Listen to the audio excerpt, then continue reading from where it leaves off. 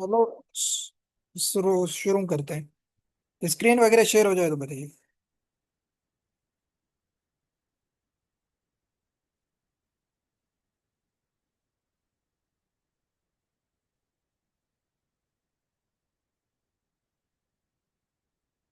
अच्छा, तो आज हमारा जो ग्रामर का पोर्शन था वो है narration.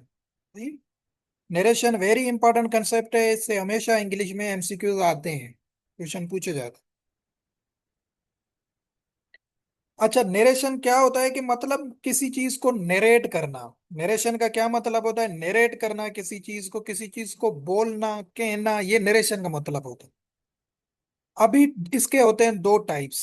There are two types of narration. एक होती है डायरेक्ट नरेशन, दूसरी होती है इनडायरेक्ट नरेशन। सही है। ये इसके दो टाइप्स है।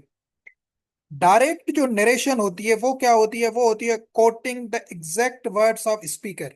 मतलब जो मैं अभी जैसे बोल रहा हूं, अगर कोई बंदा मेरा ये एग्जैक्ट वर्ड कॉपी करके किसी को बताएगा तो ये होगी डायरेक्ट नरेशन। उसने मेरे वर्ड्स की डायरेक्ट इंटरप्रिटेशन की है, तो इसको हम कहेंगे ये है डायरेक्ट नरेशन, इसको कहा जाए। कैसे? एग्जांपल देखिएगा। द कायदे आजम सेठ, अभी कायदे आजम मौजूद नहीं है ना, उसकी डेथ हो गई है, फाउंडर ऑफ पाकिस्तान की। बट उसने क्या बोला था? उसने एग्जैक्ट वर्ड बोले थे, I shall make Pakistan the greatest country of the world. Quaid-e Azam साहब ने कहा था कि मैं अपने मुल्क पाकिस्तान को सबसे बेहतरीन मुल्क बनाऊंगा, ग्रेटेस्ट बनाऊंगा। तो ये जो इन्वर्टेड कामाज में है, ये क्या है? ये इसके एग्जैक्ट वर्ड है। तो ये कायदे आजम ने अभी नहीं बोल रहा है, ये काफी टाइम पहले बोला था, बट उसने ये एग्जैक्ट वर्ड बोले थे जिसको अभी हम इंटरप्रिएट कर रहे हैं, नरेट कर रहे हैं। इसको कहा जाता है डायरेक्ट नरेशन। ये दूसरी होती है indirect narration. Indirect narration coating someone saying in your own words. मतलब अगर कोई, मैं बात कर रहा हूं, इरफान जाके मेरे ही वर्ड्स अपने वर्ड्स में बता के घुमा फिरा के पेश करता है, तो इसको कहा जाता है इनडायरेक्ट नरेशन। सही है। इसको क्या कहा जाता है? इनडायरेक्ट। मतलब कोई आपको दो लफ्ज कोई बोलता है, आप उसमें चार पांच लफ्ज मिक्स करके या उसको थोड़ा सा शॉर्ट करके किसी को बता देंगे भाई उसके कहने का मतलब ये था। तो ये क्या होती है? हम ये करते हैं दोनों, ये हम अपनी डिस्कशन में यूज करते हैं। इसको कहा जाता है इनडायरेक्ट नरेशन। ठीक है। क्या है? The Quaid-e Azam said that he would make Pakistan that the greatest country. अभी इसमें आप देखेंगे थोड़ा आपको चेंजिंग नजर आएगा। पहले क्या था ये? इसमें हमने कामाज भी लगाई थी, इन्वर्टेड कामाज इसको कहा जाता है। और इसके हमने वर्ड भी बड़े बड़े करके लिखे थे यहाँ पे, क्योंकि यहाँ पे हमने वो अपने वर्ड्स में पेश किया है कि वो कह रहा था कि वो पाकिस्तान को ग्रेटेस्ट कंट्री बनाएगा। सही है। तो ये हमने क्या किया? इनके टाइप्स आपको बताए, एक डायरेक्ट, दूसरी है इनडायरेक्ट। दूसरा क्या याद रखना है? Parts of direct speech. अब ये जो डायरेक्ट स्पीच होती है ना, जो किसी के एग्जैक्ट वर्ड हमने पेश करने होते हैं, डायरेक्ट स्पीच आपको वो एग्जाम में देता है। क्या करता है? डायरेक्ट स्पीच आपको वो एमसीक्यूज में देता है। आप देखेंगे उसमें ये इन्वर्टेड कॉमास लगी हुई होंगी, वो होगी डायरेक्ट स्पीच। वो आपको देगा और आपको कहेगा कि इसको इनडायरेक्ट में चेंज करो। ये क्वेश्चन आता है।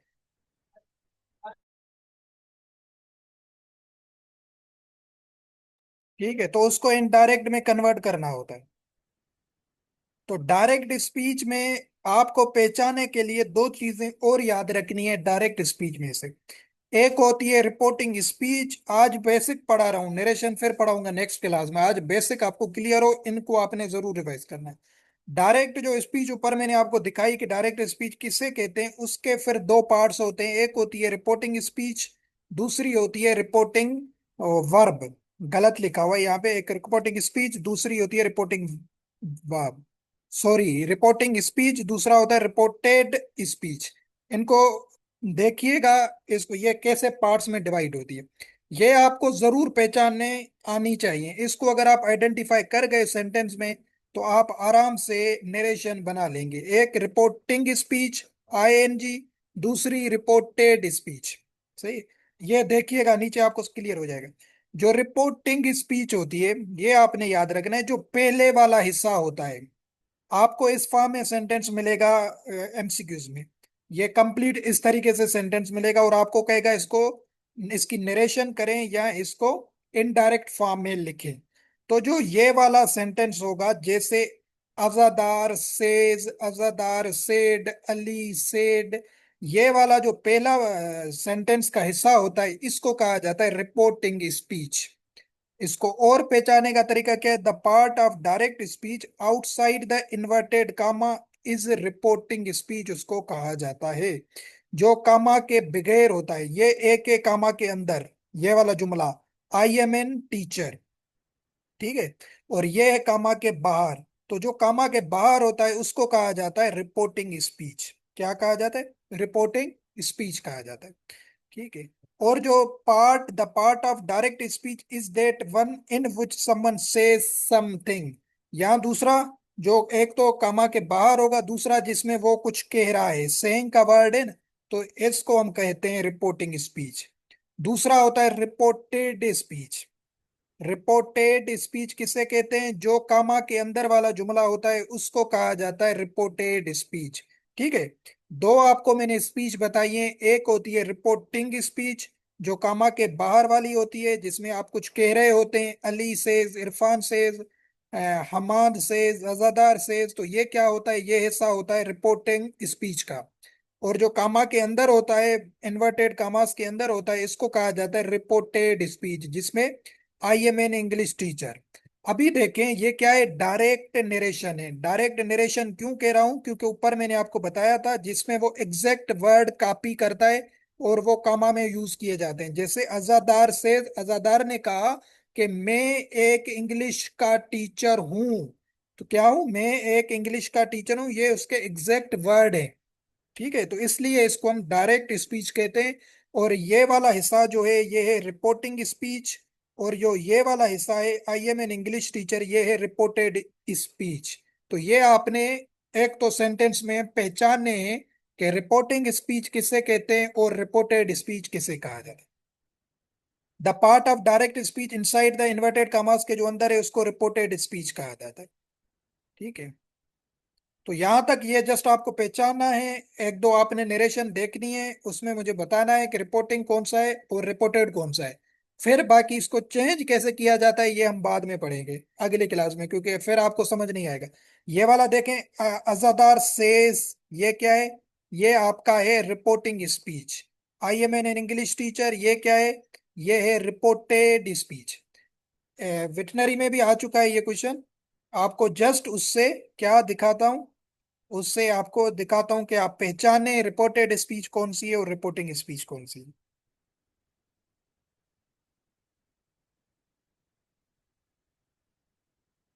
आज का काम आपका सिर्फ ये है कि आप इनको पहचानेंगे।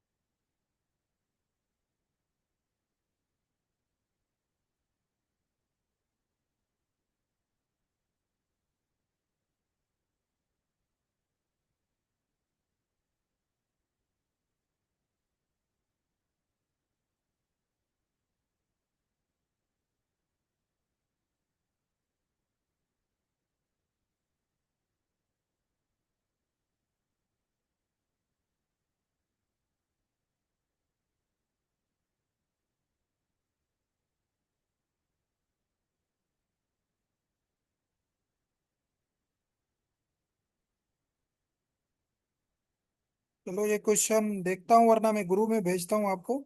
अर्थ रिवॉल्व्स अराउंड द सन, ये क्वेश्चन आया था वीओ में, नरेशन थी उसकी। वरना आप अपने पास नोट डाउन कीजिएगा, he said earth revolves around the sun. ठीक है। तो जो ही सेड वाला वर्ड है ना, ये आपका होगा रिपोर्टिंग स्पीच। और अर्थ रिवॉल्व्स अराउंड द सन, ये क्या होगा? ये आपका होगा रिपोर्टेड स्पीच। सही है। बाकी इनको ठीक कैसे करते हैं ये हम नेक्स्ट क्लास में जरूर पढ़ेंगे। आज तक आपने कुछ नरेशंस देखनी है, उसमें रिपोर्टिंग स्पीच और रिपोर्टेड वर्ब, ओ सॉरी, रिपोर्टिंग स्पीच और रिपोर्टेड स्पीच को पहचानना है। क्योंकि इसका ही काम होता है, आपको जब ये पहचाना आ जाएंगे, आइडेंटिफाई कर लेंगे पेपर में से, फिर आपको बनाना आ जाएगी नरेशन, वरना आपको समझ नहीं आएगी। आप कंफ्यूज होते रहेंगे कि भाई ये रिपोर्टिंग कौन सी है, रिपोर्टेड कौन सी। ठीक है, तो यहां तक थोड़ा सा निरेशन को देखा। और एंटोनियम ऑफ अबेट, कुछ एंटोनियम सिनोनियम्स भी करते हैं। अबेट किससे बोलते हैं? अबेट बोलते हैं डिक्रीज को, किसी चीज को कम करना, लेसन करना। ठीक है, तो ये अबेट का मतलब होता है। तो इसका एंटोनियम क्या होगा? इनहेंस करना। इनहेंस मीन्स इंक्रीज करना। फूस्टर करना, फूस्टर का भी मतलब होता है इंक्रीज करना। आगमेंट भी ऊपर एक दफा आपको बताया है, आगमेंट का भी मतलब क्या होता है? इंक्रीज करना। तो ये है डिक्रीज के सेंस में अबेट, और ये तीनों वर्ड्स किसके सेंस में? इंक्रीज के सेंस में। तो इसका ऑप्शन होगा ऑल ऑफ दिस। ये आपने याद रखने, तीन चार वर्ड्स जिसमें ऑल ऑफ दीज आते हैं या बोथ ऑफ दीज, ये भी कभी कभी रिपीट होते हैं। ये इस यहां से व्यू में भी आया था। The antonym of aberrant. Aberrant word का मतलब क्या होता है? कि जो एबनॉर्मल होता है। ठीक है, कोई भी चीज मतलब कोई बंदा हो, कोई भी चीज हो जो नॉर्मल से हटके हो, उसके लिए कहा जाता है एबिरेंट। तो इसका एंटोनिम क्या होगा? स्पीड, फास्ट, परसिस्टेंट, दोनों होगा। डेवियस भी क्या होता है? एबनॉर्मल को कहा जाता है। ठीक है, डेवियस बेवियर होता है ना, तो नॉर्मल से थोड़ा हटके होता है, तो ये इसका सिनोनिम है। तो हमें क्या चाहिए? एंटोनियम चाहिए। स्पीड, फास्ट हो, परसिस्टेंट हो। यहाँ पे ये एबनॉर्मल, एबनॉर्मल के सेंस में स्पीड फास्ट, एक ही जगह पे जो खड़ा हुआ हो, प्रेसिडेंट हो, फोकस्ड हो, तो ये नॉर्मल बंदे का काम है। तो ये इसके दोनों एंटोनियम होंगे। तो इसका ऑप्शन होगा बोथ ए एंड बी। तो ये भी आपने याद रखना है। Antonym of abject. Abject word का मतलब होता है बहुत ही ज्यादा गरीबी, बहुत ही ज्यादा दुख दर्द, बहुत ही ज्यादा अनहैप्पीनेस। तो इसका एंटोनिम क्या होगा? एंटोनिम खुशी के सेंस में होगा ना, कमेंडेबल, कमेंड करना, किसी की तारीफ करना, किसी को बड़ा चढ़ा के बुलाना। एग्जाल्ट करना, किसी की तारीफ करना। एक्सीलेंट। तो ये तीनों वर्ड खुशी के सेंस में है, पॉजिटिव वर्ड है। और एब्जेक्ट जो है ये है नेगेटिव वर्ड। ठीक है, किसी की कमेंड करना, कमेंडेबल, एग्जाल्टेड, एक्सीलेंट। तो ऑल ऑफ दीज इसका ऑप्शन होगा, एंटोनिम होगा एब्जेक्ट का। तो ये वर्ड आपने याद रखने। एंटोनिम ऑफ एब्जोर करना। एब्जोर का भी क्या मतलब होता है? एब्जोर का मतलब होता है किसी चीज से अवॉइड करना। ठीक है, अवॉइड करना, रिजेक्ट करना किसी चीज को। तो इसका एंटोनिम क्या होगा? सपोर्ट के सेंस में होगा, सपोर्ट करना। स्पाउस का भी मतलब होता है किसी को सपोर्ट करना। हस्बैंड वाइफ होते हैं ना, स्पाउस होते हैं, वो क्या करते हैं? एक दूसरे को सपोर्ट करते हैं। तो स्पाउस करना, सपोर्ट करना, ये एब्जोर का क्या है? एंटोनियम है। एब्जोर क्या है? अवॉइड करना, पीछे हटना। ठीक है, इसके सेंस में। Antonym of abrogate. Abrogate word का क्या मतलब होता है? कैंसिल करना, कैंसिल करना, रिजेक्ट करना, रिवोक करना। ये एब्रोगेट के सिनोनियम्स हैं। रिवोक ये भी इसका सिनोनियम है। तो ये कैंसिल के सेंस में है, इसका एंटोनिम क्या होगा? इनएक्ट करना। इनएक्ट करना मीन्स फिर से लागू करना। इंस्टीट्यूट करना, फिर से दोबारा चलाना। तो ये कैंसिल के सेंस में, ये दोनों किसके सेंस में? फिर दोबारा जो है इम्प्रूव करने के सेंस में, फिर दोबारा इनएक्ट करने के सेंस में, फिर दोबारा चलाने के सेंस में। ठीक है, तो ये इसका एंटोनिम होंगे दोनों। लास्ट एंटोनिम करते हैं, antonym of absolve. Absolve word का मतलब होता है बरी करना, किसी को पनिशमेंट से बरी कर देना। सही है, किसी को कोर्ट ने पनिशमेंट दी है, कोई कोई भी चीज उस पर केस लगा हुआ है, उसको वहां से बरी कर देता है जैसे जज वगैरह, तो उसको एब्सॉल्व कहा जाता है। तो एब्सॉल्व का एंटोनिम क्या होगा? फिर उसको एग्जीक्यूट करना। ठीक है, फिर उसको सजा सुनाना, कंडेम करना, फिर उसकी मजम्मत करना, क्योंकि यहाँ पे वो बरी हो रहा है, दायरे इसका जिद फिर उल्टा होगा, उसको सजा देना, उसको कंडेम करना। तो बोथ ए एंड बी। ठीक है, तो ये कुछ वर्ड आपने याद रखने जो पेपर में आते हैं, ऑल ऑफ दीज और बोथ ए एंड बी से सिनोनिम एंटोनिम्स। ठीक है, तो आज हमने यहाँ तक किए। सिनोनिम्स भी कुछ कर लेते हैं।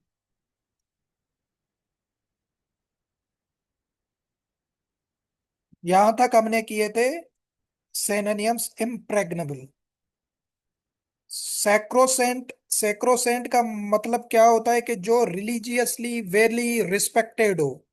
एज अ रिलीजियसली कोई बंदा वेरी रिस्पेक्टेड हो, जिसकी बहुत ज्यादा गुड मैनर्ड हो, उसके उसके लिए याद किया। वेरी आता है एसपीएस में, काफी दफा आता है सैक्रोसेंट। तो इसका वर्ड आपने याद रखना है सेक्रेड। जो बहुत ही जो है ना गॉड गिफ्टेड हो, इस सेंस में भी आप कह सकते हैं, या जो अल्लाह ताला के बहुत करीब हो। जाहिर है अल्लाह ताला के जो करीब होगा वो परहेजगार भी होगा, रिस्पेक्टेड भी होगा, गुड मैनर्ड भी होगा। तो इस सेंस में आपने याद रखना है। सेक्रोसेंट आता है पेपर में, आपने इसका ये वर्ड सिनोनियम में याद रखना है सेक्रेड। ठीक है, क्लियर हो गया। अल्टरकेशन, अल्टरकेशन का मतलब होता है लड़ाई। अल्टरकेशन का क्या मतलब होता है? लड़ाई झगड़ा करना। ये वो सिनोनियम इसका क्या होगा? क्वारल के सेंस में होगा, लड़ाई के सेंस। उसके बाद गार्लुअस। गार्लुअस वर्ड आपको बताया है, पास्ट पेपर्स में भी दिखाता हूँ, ये काफी दफा है गार्लुअस वर्ड। इसका मतलब होता है टाकेटिव, जो बहुत ही ज्यादा बातू नहीं होते हैं, जो बहुत ही ज्यादा बोलते हैं, फ्रेंडशिप में गैदरिंग में आपको बोलने का मौका ही नहीं देते, वो होते हैं गार्लुअस। या टाकेटिव उनको कहा जाता है। या लुकेशियस भी बोला जाता है उनको, लुकेशियस। ठीक है, ये वर्ड मैंने बताए हैं आपको। क्या होगा? टाकेटिव होगा।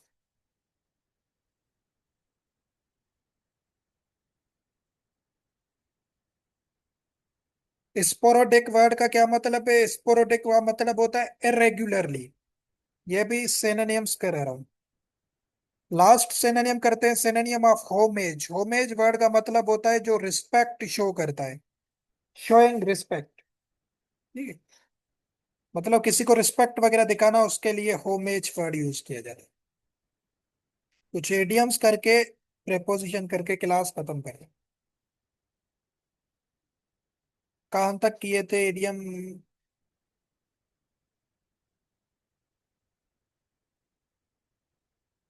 यहां तक तो किए थे। ठीक है। मेक अ बी लाइन या एज क्रो फ्लाइज, इन दोनों का मतलब होता है स्ट्रेट जाना, सीधा जाना। ठीक है, वेरी इंपॉर्टेंट है, ये वाला भी इंपॉर्टेंट है, पेपर में आता है। मेक क्लीन ब्रीस्ट ऑफ, ये इंडिया में आता है। इसमें आपने कन्फेस का वर्ड याद रखना है। कन्फेस, किसी को कन्फेस करना, किसी को कन्फेस करने के लिए ये इडियम यूज किया जाता है, मेक क्लीन ब्रीस्ट ऑफ। ठीक है, कन्फेसफुली। थ्रो थिक एंड थिन, हम कहते हैं ना कि जो ये जो मेरा दोस्त है, ये मेरे साथ थ्रो थिक एंड थिन साथ होता है। तो ये थ्रो थिक एंड थिन का क्या मतलब होता है? In good and bad times. ठीक है, थिक्स एंड थिन्स नहीं करना है। ये आपको कभी कभी एसपीएससी में ये आता है, इसको थिक्स एंड थिन्स कर देते हैं। ये नहीं करना है, ये जो नजर आ रहा है आपको सिंपली ऐसे ही होगा, थ्रो थिक एंड थिन। ठीक है, तो इसका क्या मतलब होता है? In good and bad times. Out of woods, ये भी ईडियम है, वेरी इंपॉर्टेंट ईडियम है। आउट ऑफ वुड्स का मतलब होता है out of danger. The patient is out of woods. ठीक है, डॉक्टर कहते हैं ना कि पेशेंट खतरे से बाहर है, तो आउट ऑफ वुड्स। ठीक है।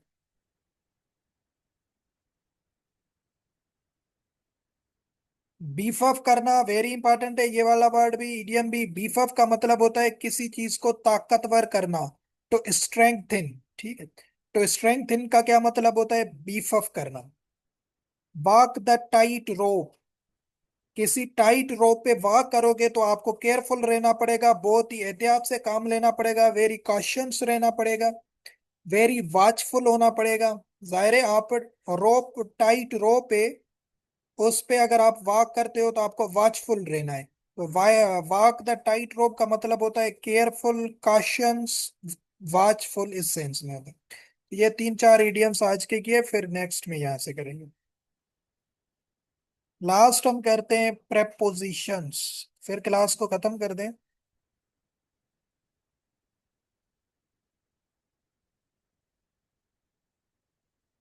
इन्फेस्टेड तक किया था।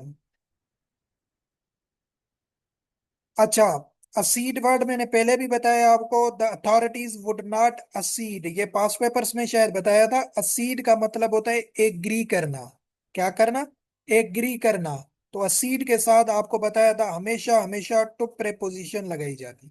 The authorities would not accede the strikers demand, जो प्रोटेस्ट कर रहे हैं उनको अथॉरिटीज एग्री नहीं कर रही उनकी डिमांड्स को। ठीक है, असीड नहीं कर रही है, तो असीड के साथ हमेशा टू प्रेपोजिशन लगाया जाता है।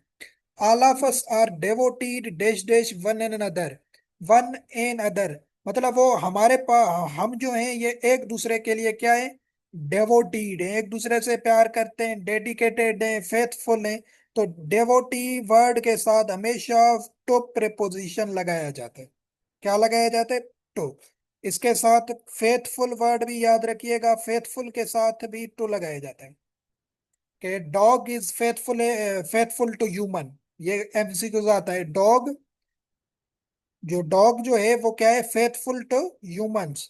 तो ह्यूमंस के अकॉर्डिंग क्या है कि वो उन पे एतबार किया जा सकता है या फेथफुल। तो फेथफुल जब भी लगाया जाएगा उसके साथ विथ टू प्रेपोजिशन लगाई जाएगी। डेवोटी के साथ भी टू लगाई जाएगी। ये कुछ और वर्ड भी हैं, ओबीडेंट, उसके साथ भी टू। इन सब का मतलब एक ही है, ड्यूटीफुल, इनका इनके साथ भी टू लगाई जाएगी।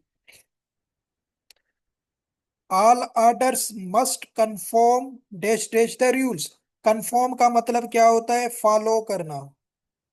कि जो ऑर्डर्स हैं उनको, उन रूल्स को जो है ना फॉलो किया जाए, या उन ऑर्डर्स को। तो कंफर्म वर्ड जब भी ये नजर आ जाए आपको, इसके साथ टू प्रेपोजिशन लगाई जाएगी। इन दोनों का मतलब भी होता है फॉलो करना। फिर इनके साथ प्रेपोजिशन अलग आती है, ये मैंने आपको पहले भी बताया। अबाइड वर्ड वेरी इंपॉर्टेंट है। अबाइड के साथ हमेशा बाय प्रेपोजिशन लगाई जाती है। You must abide by the rules, कि तुम्हें जरूरन रूल्स को फॉलो करना चाहिए। अबाइड के साथ हमेशा बाय लगाई जाएगी। कंप्लाई के साथ हमेशा विथ लगाई जाएगी। ठीक है, कि you must comply with the rules. बात देखो एक ही है, जुमला एक ही है, प्रेपोजिशन चेंज हो रही है। वर्ड चेंज है, प्रेपोजिशन भी चेंज है। कंफर्म वर्ड लगेगा तो प्रेपोजिशन बात फॉलो की होगी। अबाइड वर्ड लगेगा, प्रेपोजिशन बाय लगाएंगे। कंप्लाई वर्ड लगेगा, उसके साथ प्रेपोजिशन विथ लगाई जाएगी। ठीक है, तो ये आपने याद रखने प्रेपोजिशंस। तो यहाँ तक करते हैं, टाइम भी ज्यादा हो गया है। तो क्लास यहाँ तक करते हैं इंग्लिश की आज। ठीक है, क्लियर है आवाज वगैरह?